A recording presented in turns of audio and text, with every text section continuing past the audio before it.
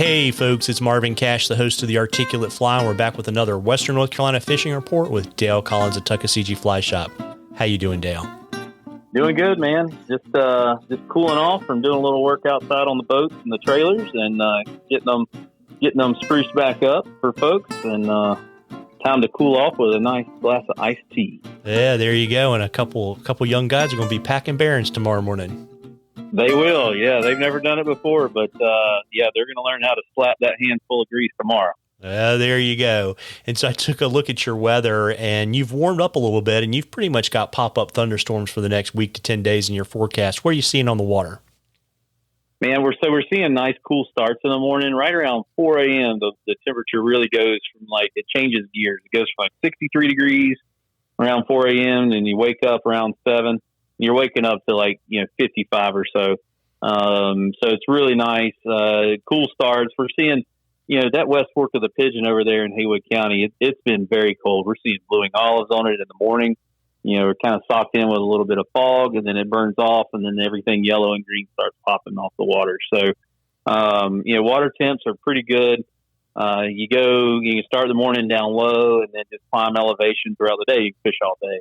And if you get caught in one of these storms, obviously, we haven't had the bad lightning, electrical storms this summer like we have in the past. So, keep fishing as long as you feel safe. If it's close thunder, then obviously you need to take cover. But, tie on your terrestrials and take advantage of those, bugs, hoppers, beetles, ants getting knocked off leaves into the water, and enjoy a really hot terrestrial bite. Because it's funny, you'll see it come on, and it'll be really hot terrestrial bite for a brief period, and then the rain will stop and the water starts changing temperatures again and goes right back to where you left off with mayflies or stone cats. So it's a lot of fun to be on the water when those things happen, and you see kind of how alive the river is, and how it's an organism essentially that's functioning and working the way it should.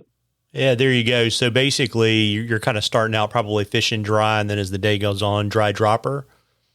I'm always dry dropper. I that's just me personally. But certainly, folks, I've seen some people in the shop this week, and they're dry fly only, and that's great. This is the time of year to do that kind of thing, even in the mornings. So yellow humpies, something with a bright color and low visibility situation.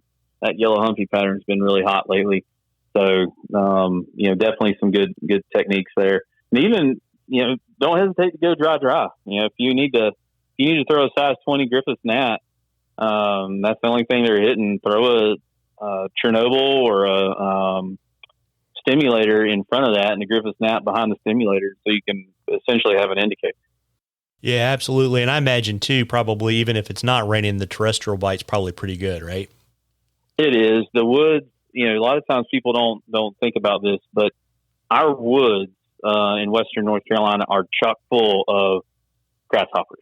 I was on hiking on the AT this weekend with family, and as you're walking down the trail, you just hear, the edges of the trail just clicking, and it's hoppers. And so the same thing's happening on the creek bank. So hoppers are not solely a Western thing where the willows and the grass banks, high grass banks, they're here in the Smokies as well. And they're not giant, number 8 hoppers or anything. They're certainly in the number 12 ballpark. But they're still there. So yeah, the terrestrial game is definitely all day long. Yeah. And don't forget about beetles, sunken ants, and greeny weenies either. That's it. And check your windshield. You'll probably see some ants with wings on there on your way up here. Yeah, there you go. And folks, we love questions at the Articulate Fly. You can email them to us or shoot them to us on our Facebook or Instagram page. And if we use your question, I'll send you some Articulate Fly swag, and we will enter you a drawing for something cool from the shop at the end of the season. And Dale, before I let you hop and finish your well-deserved glass of iced tea, why don't you let folks know about your 3 locations, hours, and how to find you guys and all that kind of good stuff? Absolutely. So the easiest thing to do would be tuckflyshop.com, and that'll give you probably the quickest access to see where all 3 shops are located in Silva, Bryson City, and Waynesville. And then our hours, we're pretty much going to run all the way through Thanksgiving. We're going to run Monday through Saturday, 8 a.m. to 5 p.m. And, we're closed on Sundays, but that's a great chance to to let all the guides try to get with their families if they're not on the water and just kind of have a day to themselves. And then 828-488-3333 for the phone number. Yeah. And so you're going to keep those same hours for the new shop too? We are. Yep. And, we've had a great start over there. It's been a lot of fun in Waynesville to meet new faces and, be a part of that community and just learn, kind of the culture and the heritage of Haywood County fly fishing. But, that location is 110 Depot Street. So, we're kind of just one block off of the main strip there, downtown. So we have parking in the front and a little bit of parking in the rear. So we've got that part covered. It's been a lot of fun, man. A lot of good people over there. Yeah, absolutely. And folks, you owe it to yourself to get out there and catch a few. Tight lines, everybody. Tight lines, Dale. You too, Marvin.